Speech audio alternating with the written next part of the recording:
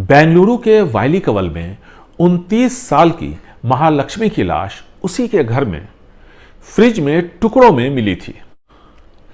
Police का दावा था कि पुलिस की टीमें मुख्य आरोपी को तलाश रही हैं जिसने इस हत्याकांड को अंजाम दिया है। पुलिस की यह तलाश उड़ीसा के भद्रक में जाकर पूरी हुई। जब ग्रामीणों ने भद्रक जिले के चंदाबली में एक युवक की लाश पेड़ से लटकती देखी तो भद्रक पुलिस को खबर दी।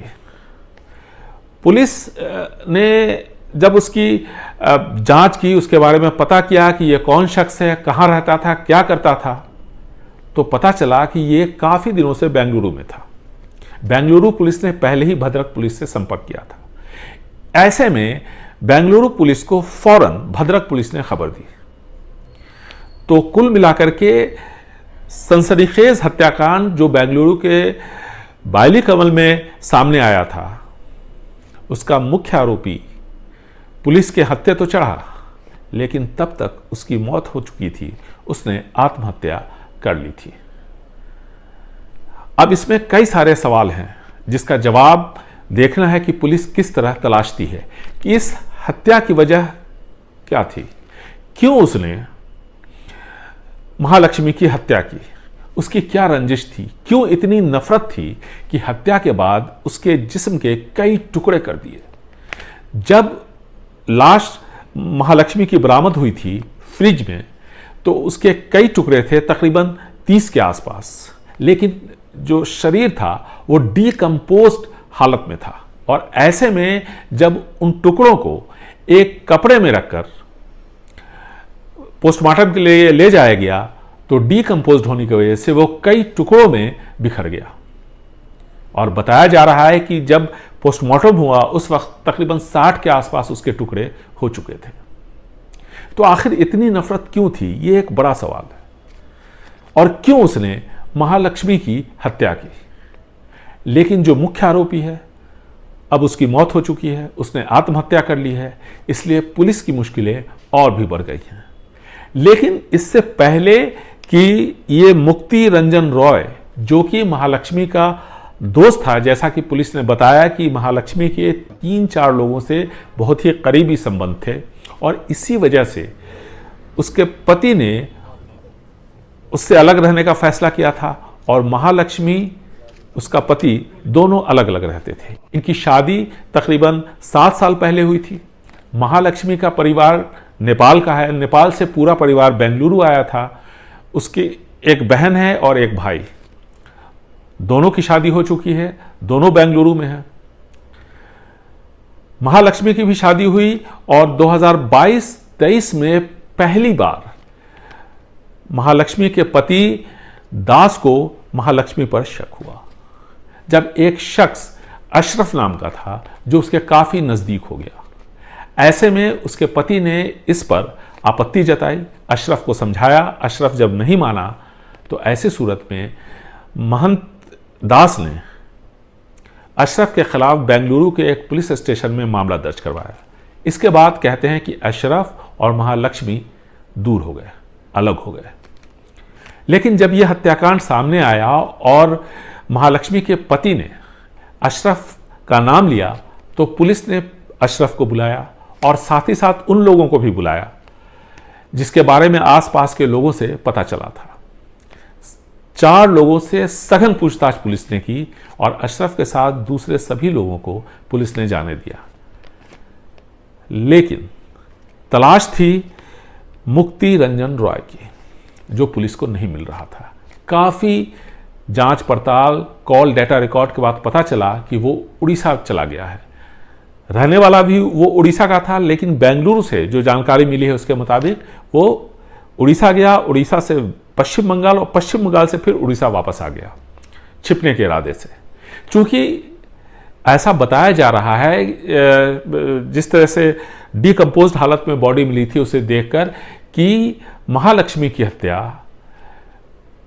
हो सकता है कि सितंबर के पहले हफ्ते में हुई हो, 1 या 2 तारीख को, क्योंकि महालक्ष्मी का जो फोन है वो 2 तारीख से लगातार बंद था और ऐसे में एक बड़ा सवाल ये उठा कि उसका महालक्ष्मी का भाई, उसकी बहन भी यहाँ रहती है, उन लोगों ने, उसकी माँ भी यहाँ रहती है, इन लोगों ने महालक्ष्मी को तलाशने की कोशिश क्यों नहीं की? सबसे पुलिस ने लंबी पूछताछ की और इसके बाद पुलिस इस नतीजे पर पहुंची कि इस हत्याकांड की जो वजह है वो महालक्ष्मी की 3-4 पुरुषों से दोस्ती।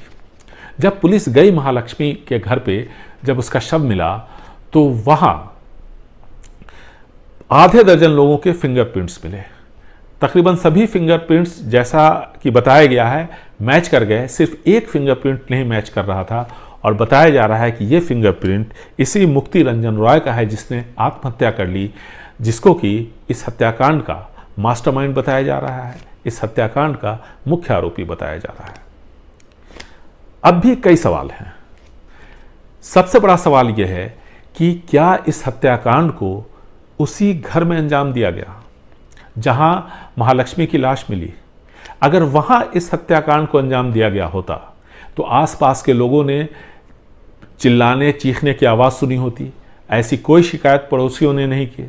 साथ ही साथ जो दूसरा बड़ा सवाल है, जो कि और भी पुलिस का काम मुश्किल करता है, वो ये है कि महालक्ष्मी की हत्या कहीं दूसरी जगह करके उसके शरीर को टुकड़ों में बांटकर यहाँ लाकर उसके ही घर के फ्रिज में तो नहीं रखा गया, क्योंकि महालक्ष्मी के घर में जब एफएसएल की टीम के साथ साथ पुलिस की टीम और दूसरे जांचकर्ता पहुंचे तो कहीं भी खून के निशान नहीं मिले। न फर्श पे खून के निशान थे, न ही दीवारों पे और न ही दूसरी जगहों पे। सवाल यह भी उठता है कि अगर इस हत्याकांड को उसी जगह पर अंजाम दिया गया तो फिर उसके शरीर के टुकड़े जिस धारदार हथियार से किए गए वो हथियार कहाँ है? और ऐसे में इस बात की संभावना जताई जा रही है कि हो सकता है महालक्ष्मी की हत्या दूसरी जगह की गई हो और फिर उसके टुकड़े कर यहाँ ला करके फ्रिज में रखा गया हो। बहुत सारे सवाल हैं। मुख्य आरोपी अब इस दुनिया में नहीं है, उसने आत्महत्या कर ली है। महालक्ष्मी की तकरीबन 5 साल की एक बेटी है। तकरीबन 9 महीनों से पति पत्नी अलग रह रहे हैं। जब दोनों ने अलग रहने का फैसला किया तो महालक्ष्मी अपने भाई के साथ रहने लगी, लेकिन भाई की पत्नी और उसके परिवार से जब लड़ाई हुई तो महालक्ष्मी ने अलग रहने का फैसला किया। पड़ोसियों ने यह बताया कि महालक्ष्मी से मिलने एक शख्स बराबर आता था जो उसे उसके घर से मॉल तक लेकर के जाता था। फिर यह जानकारी भी मिली कि एक शख्स ऐसा भी था जो कई बार उसके घर में उसके साथ रहता था। हो सकता है यह शख्स मुक्ति रंजन रॉय हो। पुलिस को इस बात के बारे में भी जानकारी देनी है। कई सारे सवाल हैं। पुलिस को मुख्य आरोपी तो मिल गया, लेकिन मृत अवस्था में उसने आत्महत्या की। मुकुल रंजन रॉय के पीछे पुलिस शनिवार से ही लगी हुई थी। जब इस हत्याकांड का मामला सामने आया था शनिवार को तकरीबन 11:30 बजे के आसपास, दरअसल शुक्रवार को यानी पिछले शुक्रवार को पड़ोसियों ने, जो रिश्तेदार रहते हैं महालक्ष्मी के, उनको जानकारी दी कि महालक्ष्मी कई दिनों से दिखी नहीं है और उसके घर से दुर्गंध आ रही है। शनिवार को तकरीबन 11:30 बजे के आसपास उसके परिवार के लोग वहां पहुंचे। जब दरवाज़ा खोला गया तब इस सनसनीखेज हत्याकांड के बारे में पता चला। अब पुलिस को उन सभी सवालों के जवाब तलाशने हैं। सवाल ये उठता है कि क्या इस हत्या को सिर्फ एक शख्स ने अंजाम दिया या मुकुल रंजन रॉय के साथ दूसरे लोग भी शामिल थे? हत्याकांड को अंजाम कहाँ दिया गया? किस धारदार हथियार से महालक्ष्मी के टुकड़े किए गए और इस हत्याकांड की वजह क्या थी? बेंगलुरु से निहाल किदवई, एनडीटीवी।